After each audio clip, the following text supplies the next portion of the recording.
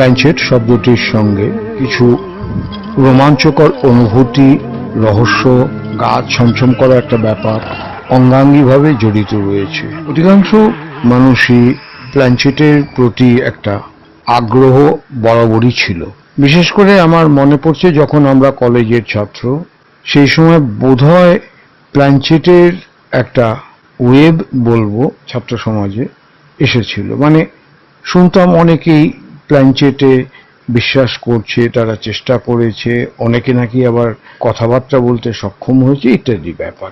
তার মধ্যে সত্যতা কতটা আমার জানা নেই। তো আমরা কফি হাউসে বসে বেশ গুরুগম্ভীর আলোচনা করতাম, যার ঝুলিতে যত অভিজ্ঞতা আছে সেখানে উজাড় করে দেওয়া হতো, এবং অবশেষে একদিন ঠিক করা হলো আমরা কয়েকজনে মিলে প্ল্যানচেট করব, অন্তত পরীক্ষামূলক ভাবে। ব্যাপারটা কি আমার যতটুকু মনে আছে, যে পদ্ধতিতে আমরা বসলাম, প্রত্যেকেই আঙ্গুল দিয়ে একটি অবজেক্টকে আমরা ধরে ছুঁয়ে রাখলাম, কিন্তু আমি অবশেষে দেখলাম যে ওই অবজেক্টটা বেশ নড়ছে, নাড়াঘাটা হচ্ছে, কিন্তু কেউ এটা করছে না। কথা বলা তো চলবেই না, কিন্তু সর্বশেষে যেটা বুঝতে পারলাম সেটা হচ্ছে যে একই স্থানে একটি আঙ্গুলকে সোজাভাবে রাখলে পরে ক্রমান্বয়ে সেটি আস্তে আস্তে বেঁকে যেতে থাকে। সুতরাং কার আঙ্গুল কখন বেঁকছে সেই অনুপাতে সেই অবজেক্টটা নড়ছে বা তার দিকে আকৃষ্ট হচ্ছে।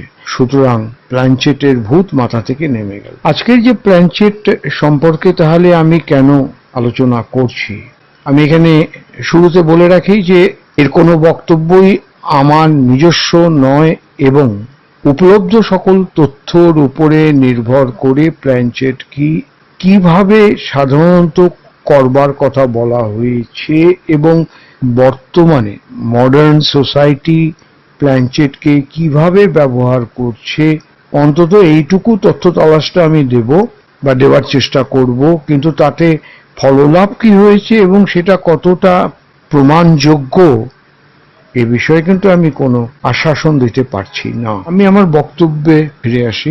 মানুষের একটা ভূত জীবন রয়েছে। এখানে ভূত জীবন মানে অতীত জীবনের কথা বলা হচ্ছে না, এটা বলা হচ্ছে যে কোনো একটা সময় ভূতের গল্প শুনতে বড্ড ভালো লাগে, আবার কোনো একটা সময় মানুষ নাকি ভূত হয়ে বায়বীয় একটা ব্যাপার স্যাপার, যেটা নিয়ে আমি আগের এপিসোডে আলোচনা করলাম, আমি সেটা পুনরাবৃত্তি করছি না। কিন্তু এই ভূত সংস্কৃতিতে একটা পরিবর্তন এসেছে। সেটা এসেছে প্ল্যানচেটের মাধ্যমে, অর্থাৎ প্ল্যানচেটের মাধ্যমে নিকট আত্মীয় বা প্রিয়জনকে অনুভব করা বা তাকে দেখা কি তার সঙ্গে কথা বলা, যে উদ্দেশ্যটাই হয়ে থাকুক, আমি সে প্রসঙ্গে পরে আসছি। এই প্ল্যানচেট আগে যে পদ্ধতিতে হতো, বর্তমানে এটি ওউজা বোর্ড নামক একটি মাধ্যম, যেটা অত্যন্ত জনপ্রিয়।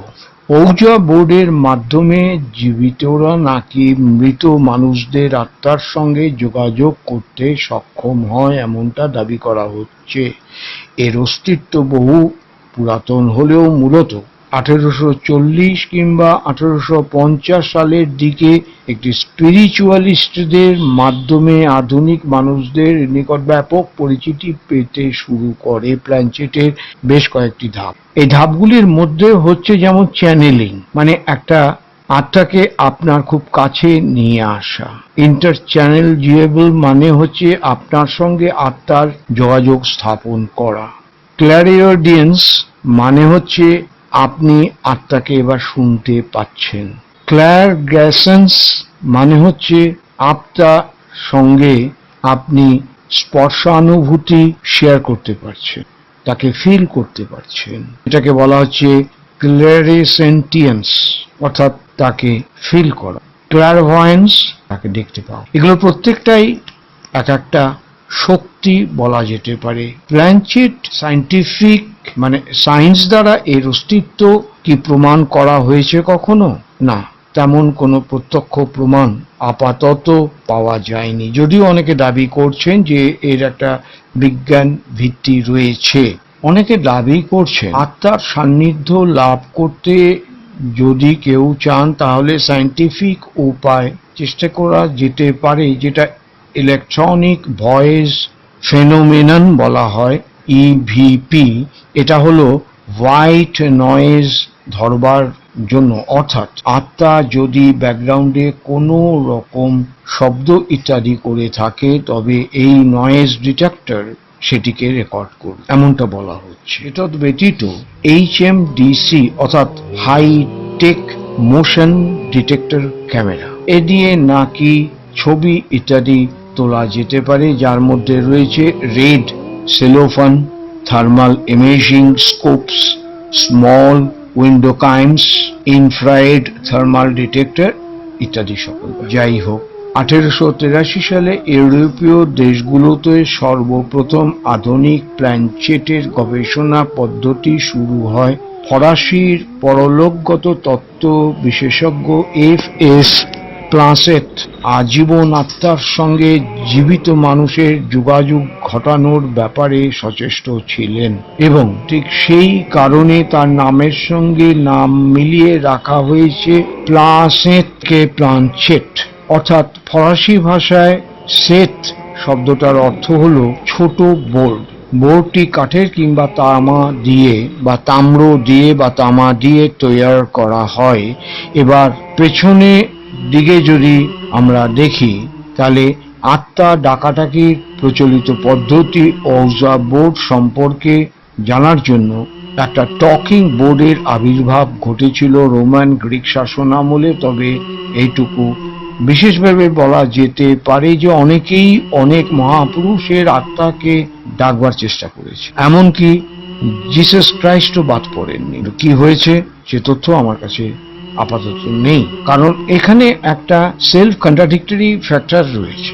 দেখুন, গোদা বাংলা ভাষায় বলছি, আত্মা যদি বায়বীয় একটা শক্তি হয়ে থাকে যে মৃত্যুর পর মানব দেহ থেকে বেরিয়ে মহাশূন্যে মিলিয়ে গেছে, কিন্তু তার একটা নিজস্ব অস্তিত্ব আছে, ঠিক আছে, যুক্তি বা তর্কের ক্ষেত্রে সেটা স্বীকার করলাম।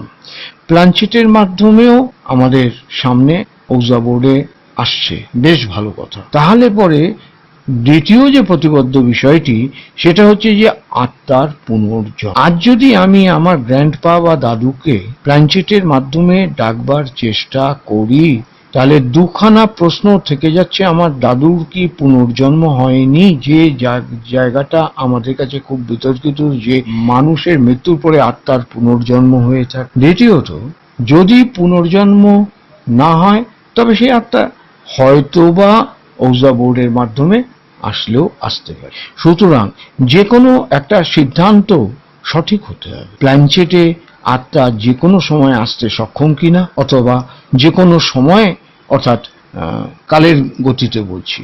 আর দ্বিতীয়ত হচ্ছে পুনর্জন্ম ঘটে গেলে সে আত্মা আসে কি করে। বেশ ভালো কথা।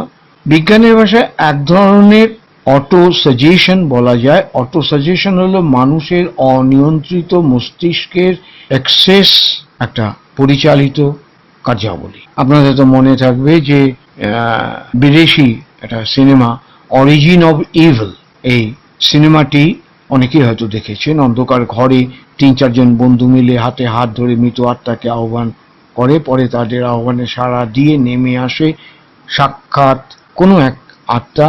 এছাড়া অপারেটিভ সিনেমা আমরা সবে স্কুল গন্ডি পেরোচ্ছি, এক্সরসিস্ট। এমন কোনো আমার পরিচিত বন্ধু বান্ধব নেই যে যারা এটা দেখেনি। যাই হোক, বলা হয়ে থাকে 1853 সালের 10ই জুন অ্যালান কার্ডেক নামে কোনো এক ফরাসি ব্যক্তি সর্বপ্রথম আত্মাকে বৈজ্ঞানিক উপায় ডেকে আনবার জন্য প্ল্যানচেট আবিষ্কার করেন। এটি আরেকটি ধারণা। আত্মা নিয়ে বৈজ্ঞানিক সমাজের কৌতূহল পিছিয়ে থাকেনি। বিভিন্ন সময় ইউরোপ, আমেরিকা, বিভিন্ন দেশে গঠিত হয়েছে আত্মা কেন্দ্রিক অনুসন্ধান কমিটি। 1882 সালে লন্ডনে এই আত্মা কেন্দ্রিক সমিতি গঠিত হয়েছিল, যার সভাপতি ছিলেন কেমব্রিজ বিশ্ববিদ্যালয়ের বিখ্যাত প্রফেসর হেনরি সি জুইক এবং তৎকালীন প্রধানমন্ত্রী এর সঙ্গে যুক্ত ছিলেন আর্থার জে ব্যালফোর। অপরদিকে আমাদের বিশ্বকবি রবীন্দ্রনাথ ঠাকুর থেকে মার্কিন প্রেসিডেন্ট আব্রাহাম লিঙ্কন প্রত্যেকেই নাকি প্ল্যানচেট বোর্ডে কখনো না কখনো বসেছিলেন। রবীন্দ্রনাথ ঠাকুর যাদের প্ল্যানচেটের মাধ্যমে আহ্বান করতেন তাদের মধ্যে ছিলেন তার কনিষ্ঠ পুত্র সমীন্দ্রনাথ ঠাকুর, জ্যেষ্ঠ কন্যা মাধুরী লতা, সত্যেন্দ্রনাথ প্রমুখ, এমনটাই উল্লেখ পাওয়া যায়। এবং এমনটাই বলা হয়ে থাকে যে রবীন্দ্রনাথ ঠাকুরের প্রিয় মিডিয়াম ছিলেন উমা দেবী। উমা দেবীর ওপরে ভর করেই পরলোকের আত্মারা এ ধরায় আসতেন এবং তারা নাকি কলম দিয়ে আবার বেশ কিছু তত্ত্ব সংবাদ সংক্ষিপ্ত আকারে লিখেও যেত। একটি পদ্ধতি প্ল্যানচেটের রয়েছে যেটি হচ্ছে টেবিল টিল্টিং, অর্থাৎ টেবিলকে ঝাঁকি দেওয়া বা ঝাঁকুনি দেওয়া। এটা কয়েকজন মিলে একটা টেবিলের ওপরে হাত দুটোকে রেখে তারপর গভীর ধ্যানের মাধ্যমে তারা কোনো এক মৃত ব্যক্তির আত্মাকে স্মরণ করেন, আমন্ত্রণ জানান এবং সেই মৃত আত্মা আসামাত্র টেবিল নিজে থেকে ভয়ঙ্করভাবে ঝাঁকুনি দিয়ে উঠবে এমনটা দাবি করা হয়েছে। কখনো বা ঝাঁকুনিতে কিছুটা সময়ের জন্য এক পায়ের উপরে ভর দিয়ে বাকিটা মেঝে থেকে শূন্যে উঠে যাবে। পরিস্থিতি বেশি বেগতিক হলে এটা সারা ঘরময় ছুটে বেড়াবে এমনটা দাবি করা হয়, কিন্তু সবই সম্ভবত মিথ্যাচার। এটা সত্যি না মিথ্যা, এই টেবিল টিল্টিংটা, এটি জানবার জন্য আমরা সরাসরি যদি মাইকেল ফ্যারাডের বক্তব্যের দিকে তাকাই তাহলে তার জীবদ্দশায় পরীক্ষা নিরীক্ষার থেকে আমরা জানতে পারবো যে তিনি অতি বুদ্ধিমত্তার সঙ্গে পরীক্ষার মাধ্যমে দেখেছেন যে টেবিলের এই নিয়ন্ত্রণহীন নড়াচড়ার মূল কারণ হচ্ছে ইডিওমোটর প্রভাব।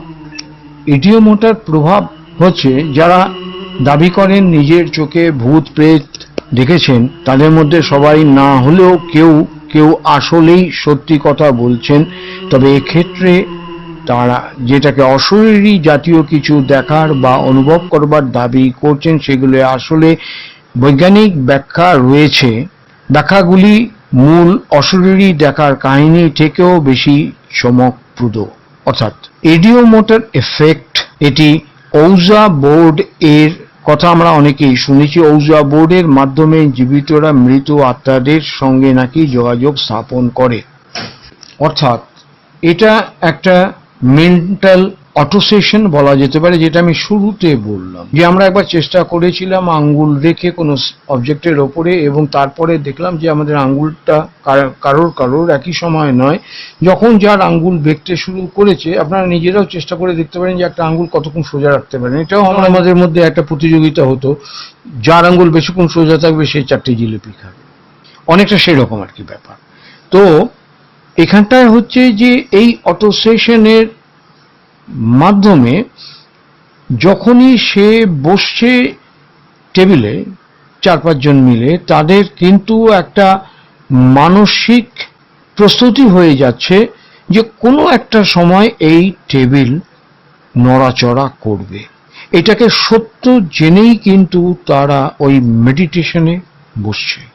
পরবর্তীকালে এই 5 জনের মিলে পেশির অনৈচ্ছিক নড়াচড়ার কারণ বশত কিন্তু কোনো না কোনো কারণে সেই যেহেতু তারা টেবিলকে ছুঁয়ে রয়েছে, টেবিল নিজে নড়তে শুরু করছে এবং মনে অনেক সময় ভ্রম হয় যে এই বুঝি টেবিল নড়ছে। যেমন আপনি কোনো কাজ করছেন, হঠাৎ টেবিলে বসে মনে হচ্ছে পায়ের তলা মাটিটা নড়ে উঠলো, তখন আপনি চমকে উঠলেন যে ভূমিকম্প হচ্ছে না তো, অনেকটা সেরকম ব্যাপার।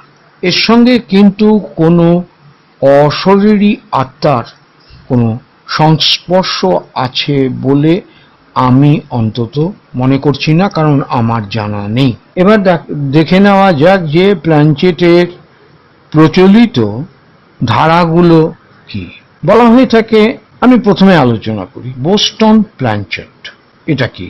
বোস্টন প্ল্যানচেটটা হলো বিশেষভাবে কোনো সাদা রঙের বোর্ড এখানে ব্যবহার করা হয় এই প্ল্যানচেটের জন্য তৈরি। এই বিশেষ বোর্ডটি কাঠেরও হতে পারে, আবার তামারও তৈরি হতে পারে। বোর্ডের দুই দিকে ছোট ছোট ক্যাস্টার দানা রাখা হয় যাতে বোর্ডটি সুবিধামতো চক্রাকারে ঘুরতে পারে। এটা কিন্তু খুব গুরুত্বপূর্ণ। তার মানে বোর্ডটাকে ঘোরবার জন্য সমস্ত ব্যবস্থা পাকাপাকি। এবারে বোর্ডের মাঝখানে পেন্সিল ঢোকানোর জন্য একটা ছোট্ট ছিদ্র বা হোল করা থাকে। পেন্সিলটির তীক্ষ্ণ দিকটা ছিদ্র ভেদ করে বোর্ডের নিচে রাখা হয়, যেখানে একটা কাগজ পেতে রাখা থাকে, সাদা কাগজ অফকোর্স, অর্থাৎ সেই আত্মা এসে যাতে তার বক্তব্য ওই কাগজে লিখতে পারেন, এইটাই উদ্দেশ্য। এবার বোস্টন প্ল্যানচেট সাধারণত বলা হয় যে বিজোড় সংখ্যক মানুষকে নিয়ে করতে হবে। অন্ধকার একটি ঘরে বসে সকলে মিলে হাতের আঙ্গুল দিয়ে ওই চক্রাকারে উপবিষ্ট হয়ে সেই হোয়াইট বোর্ডের উপরে রাখবে এবং যাকে বলা হয় সিয়ান্স বা প্রেত চক্র। তাদের মধ্যে থেকে একজন মিডিয়াম হিসেবে থাকবেন, যার মাধ্যমে অশরীরী আত্মা আমাদের সঙ্গে বা যারা ওখানে বসেছেন তাদের সঙ্গে যোগাযোগ করবেন। মিডিয়ামের হাতে পেন্সিলটি আলতোভাবে ধরা থাকবে প্ল্যানচেটের মাধ্যমে। এই ধরাধামে আসা সেই বিদেহী আত্মা মিডিয়ামের মাধ্যমে তিনি প্রশ্নের উত্তর লিখে দেবেন। তাহলে ওউজার বোর্ডের বৈশিষ্ট্যটা কি? আত্মাকে গাণিতিক বা ভৌত বিজ্ঞানের সূত্রে মাপা যায় কিনা তার ব্যাখ্যা দিতে গিয়ে ফরাসি বিশ্ববিদ্যালয়ের গণিতের গবেষক ডি সিং বলেন, তর্কের জন্য যদি মানতে হয় আত্মা রয়েছে এবং দার্শনিকের মতে তা পরমাত্মা বা সুপার পাওয়ারে বিলীন হয়ে গিয়েছে, তাহলে প্ল্যানচেটের ক্ষেত্রে অসুবিধে রয়েছে। পরমাত্মা থেকে ওই একই পরিমাণ বা ওই একই অংশের আত্মাটি পুনরুদ্ধার হবে কিভাবে, যেটা আমি আগে বললাম যে যদি পুনর্জন্ম নিয়ে থাকে তাহলে কি হবে। পর্যাপ্ত আত্মার উদ্ভব ও আত্মা ফিরে আসাটা কোনোটাই বিজ্ঞান সচেতন মানুষের কাছে গ্রহণযোগ্য নয়। এটি কিন্তু ডক্টর সিং এর মন্তব্য, বলছি, আমার নয়। প্ল্যানচেট এই কাজ করবার জন্য একাধিক মানুষ, কমপক্ষে 4 জন বোর্ডের চারপাশে ঘিরে বসবে। আর এটি কাঠের টুকরো বা ক্রিস্টালের টুকরো প্রত্যেকের হাতে থাকবে। এর মাঝে যে লিডার থাকবেন দলগতভাবে তাকে মিডিয়াম বলা যেতে পারে। মূলত মিডিয়াম প্রেত বা আত্মার সঙ্গে যোগাযোগ স্থাপন করবেন বা আত্মা তার সঙ্গে যোগাযোগ স্থাপন করবেন এবং ওই একটা চিহ্ন দিয়ে রাখা হলো, তিনি সেখানে বসে লিখবেন ইয়েস। মনে করুন একটা সার্কেল আঁকা হলো কি একটা স্কোয়ার কিছু একটা এঁকে রাখা হলো ওই বোর্ডের উপরে, ওজা বোর্ডে। যখন আত্মা আসবে তখন সেখানে সে লিখবেন ইয়েস। অফকোর্স তার ইংরেজি জানতে হবে। অর্থাৎ একটা শুভ বা অশুভ আত্মা ঘরে আছে কিনা ওই চিহ্নটি, এটি কাঠ বা ক্যাস্টার দানা যার মাঝে মানে হোল করা থাকে ওই অক্ষর দেখবার জন্য, চিহ্নটি সেই ঘরেই নিয়ে যাবে আপনার হাত দিয়ে। যাই হোক, খুবই একটা মানসিক জটিলতার ব্যাপার। অনেকে বলেছেন তারা নাকি কথা বলেছেন, তারা উত্তর পেয়েছেন, কিন্তু সরাসরি আমার কাছে সেরকম কোনো প্রমাণ এ যাবৎ উপলব্ধ নেই। অপর একটি পদ্ধতি হলো যে প্ল্যানচেট বোর্ড যাতে মুদ্রার নকশা অঙ্কিত থাকবে। 4 জন মানুষ এখানে বসবেন, সবাই বোর্ডে হাত রাখার পর একটা 3 ইঞ্চি পরিধির ছোট বল বা কাচের গ্লাস নিতে হবে। সেটা উল্টো করে ধরে তাতে ধূপকাঠির ধোঁয়া দিয়ে পূর্ণ করতে হবে এবং ওই বোর্ডের উপরে সেটাকে রাখলে পরে যে কোনো মৃত মানুষের আত্মাকে আমন্ত্রণ জানাবার পর তাকে প্রশ্নের উত্তর দিতে অনুরোধ জানানো হবে। তারপরে 4 জন মানুষ তাদের অনামিকা আঙ্গুল আলতোভাবে ওই বোলে বা যার মধ্যে ওই ধোঁয়াটা রাখা আছে তার উপরে রাখলে সেটি ঘুরতে শুরু করবে এবং আত্মার নাম দেখাবে। আমি আরেকটু চ্যালেঞ্জিং প্ল্যানচেটের দিকে যাচ্ছি, যেটাকে বলা হচ্ছে অটোমেটিজম, আত্মার সাথে যোগাযোগের অপর একটি উপায়, যেটাকে বলা হয় চ্যানেলিং।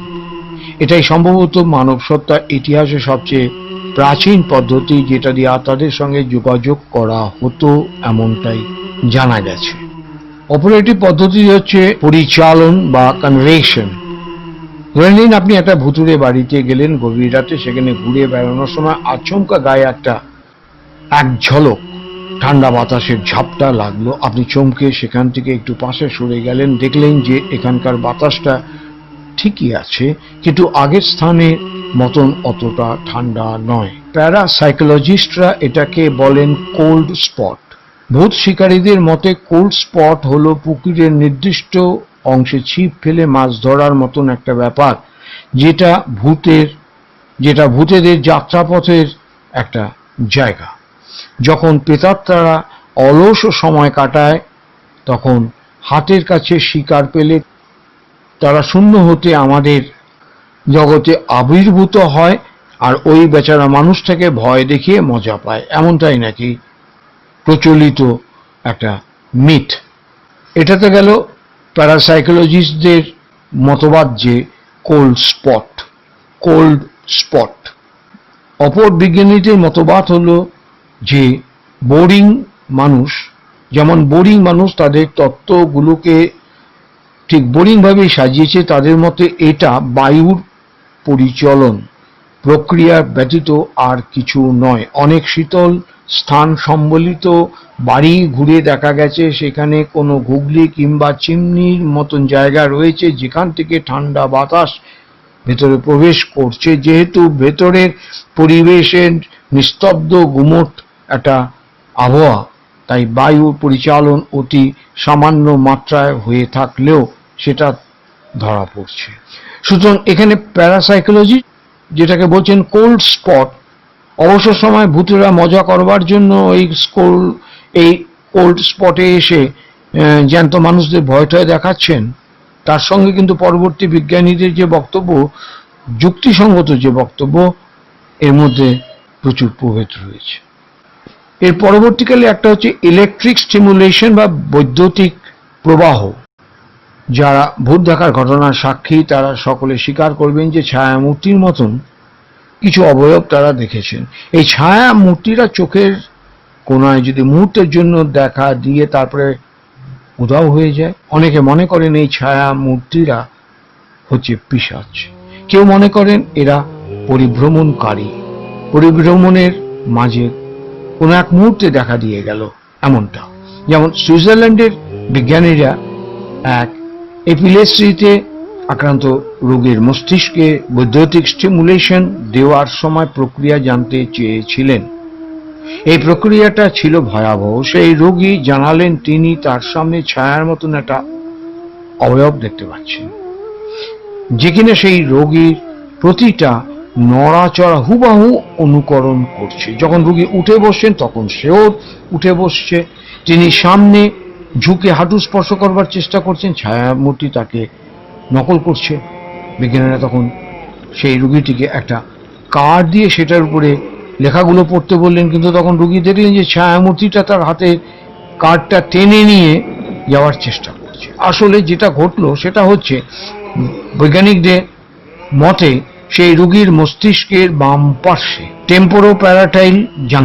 টেম্পোরোপ্যারাটাইল জাংশনে স্টিমুলেশন দিচ্ছিলেন।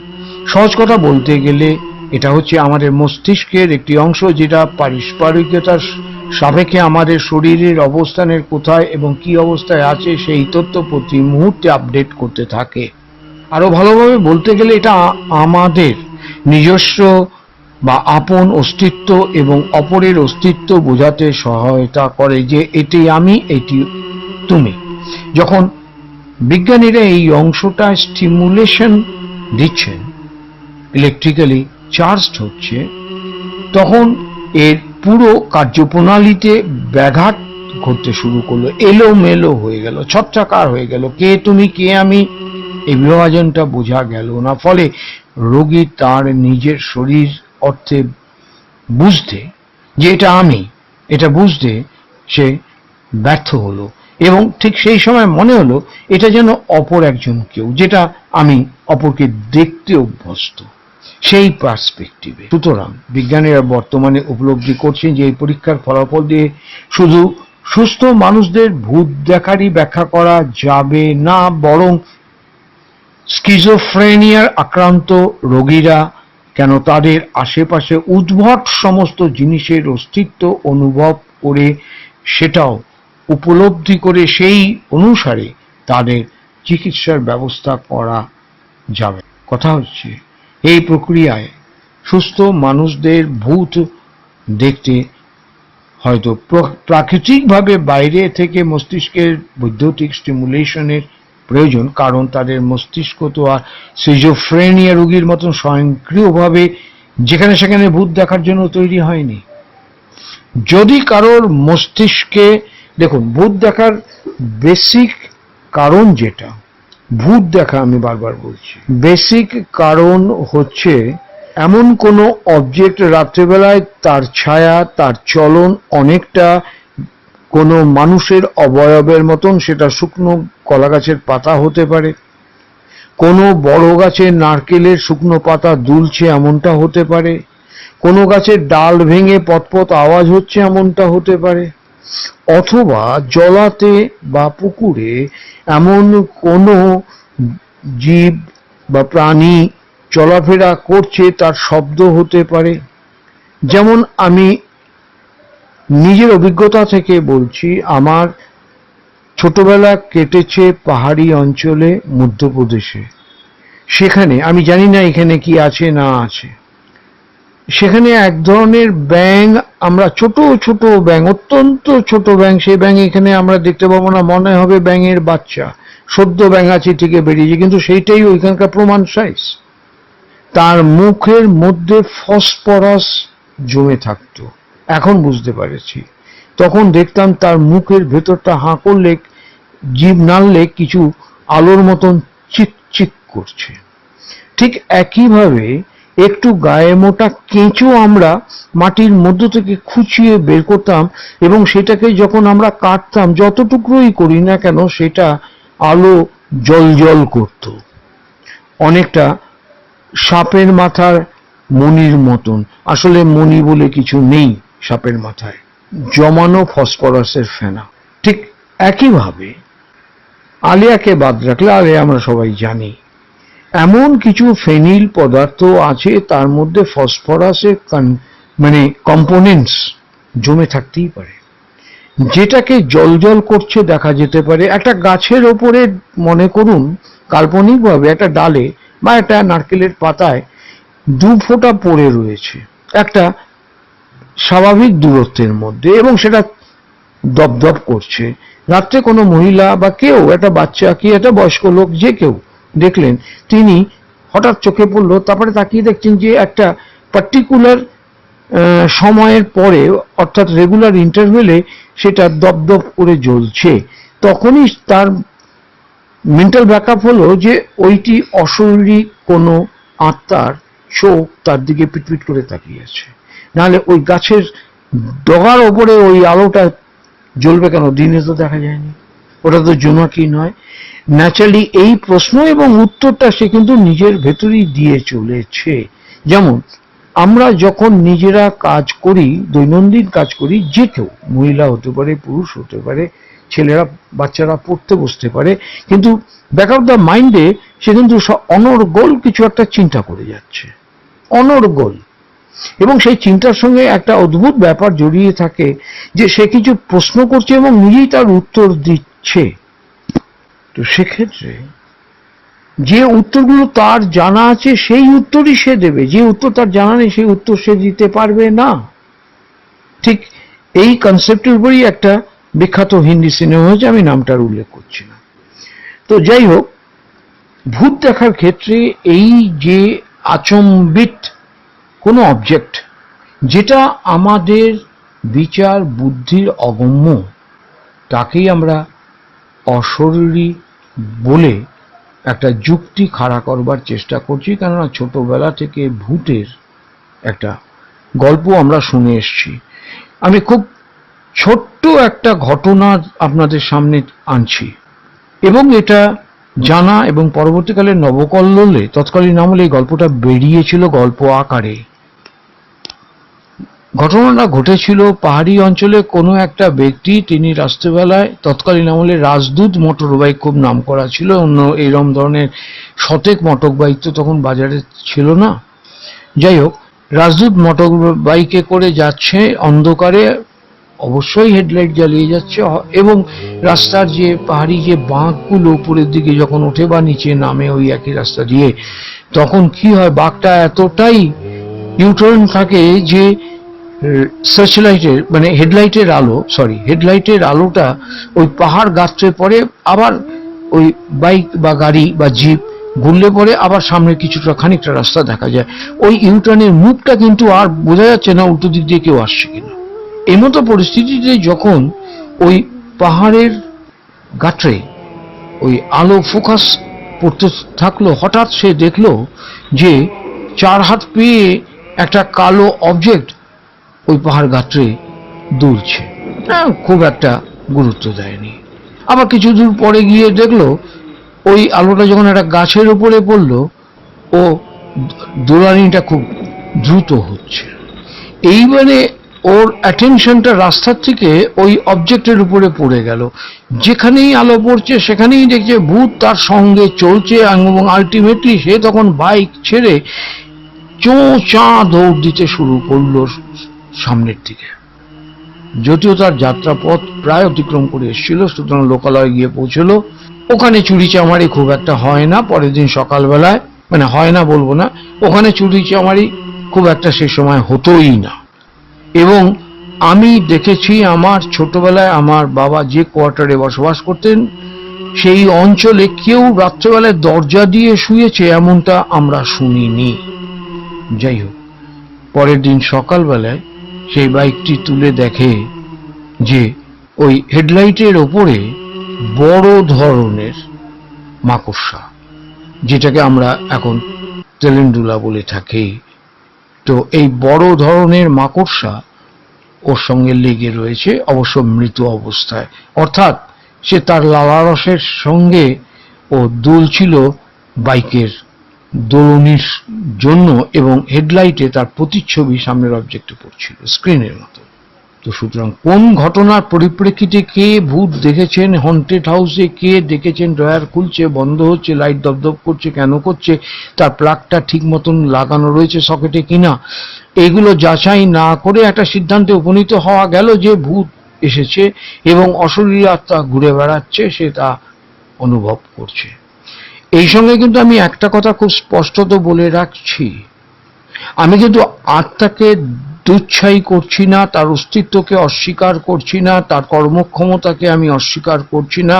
এবং আত্মা যদি শরীরে থেকে একজন শ্রেষ্ঠ বৈজ্ঞানিক হতে পারেন, একজন শ্রেষ্ঠ গায়ক হতে পারেন, একজন শ্রেষ্ঠ খেলোয়াড় হতে পারেন, তাহলে সেই আত্মা শক্তিহীন এমনটা ভাবাটা কিন্তু ভুল।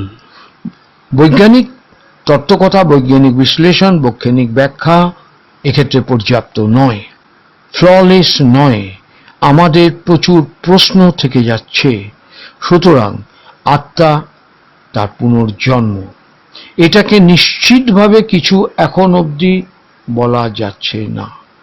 অনেক টেক্সটে দেখেছি পুনর্জন্ম, বিগত জন্মের অভিজ্ঞতা ইত্যাদি, এবং এটা কি করে ঘটছে, কোথায় ঘটছে, এবং আধ্যাত্মিক মার্গে কি বলছে না বলছে, তার কি প্রমাণ আছে, আমি সেই সকল বিশদ বিবরণে এখন যেতে ইচ্ছুক নই।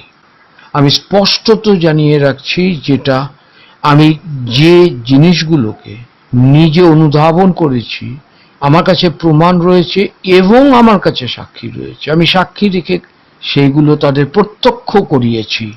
আত্মা অবশ্যই রয়েছে, তার এক্সিস্টেন্স আছে, এর মধ্যে কোথাও দ্বিমত নেই। কিন্তু তাকে প্ল্যানচেটের মাধ্যমে আনা যাবে কিনা, অথবা এই যে একটা টিভি শো অনেকবারই হয়েছে, যেমন কোথায় যেন আমি একবার একটা টেক্সটে পড়েছিলাম যে এজেড নাইট নামে এক মিডিয়ামের দাবি ছিল রামথা নামক কেউ একজন 35,000 বছরের পুরাতন আত্মার সঙ্গে যোগাযোগ করতে সক্ষম হয়েছিলেন, যে কিনা হারিয়ে যাওয়া নগরী আটলান্টিসের বাসিন্দা ছিলেন। তো সেক্ষেত্রে এই সমস্ত ঘটনাক্রম কতটা সত্যি কতটা ভুয়ো, এগুলো বলার ধৃষ্টতা আমার নেই, তবে এর কোনো প্রমাণও আমার কাছে নেই।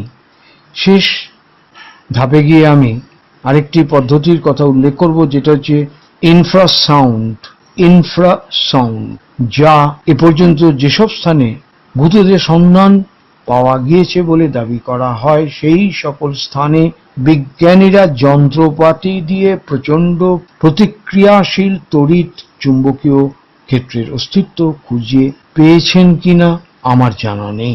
এই সকল ক্ষেত্রের উৎস কি সেটা জানবার আগে একটু বলে রাখি যে ইনফ্রাসাউন্ড গবেষক যিনি ভিক ট্যান্ডি তার ল্যাবরেটরিতে একাকী কাজে ব্যস্ত থাকার সময় হঠাৎ একটা ধূসর রঙের ছায়ামূর্তিকে দাঁড়িয়ে থাকতে দেখেছিলেন তার ডেস্কের কিনারা ধরে।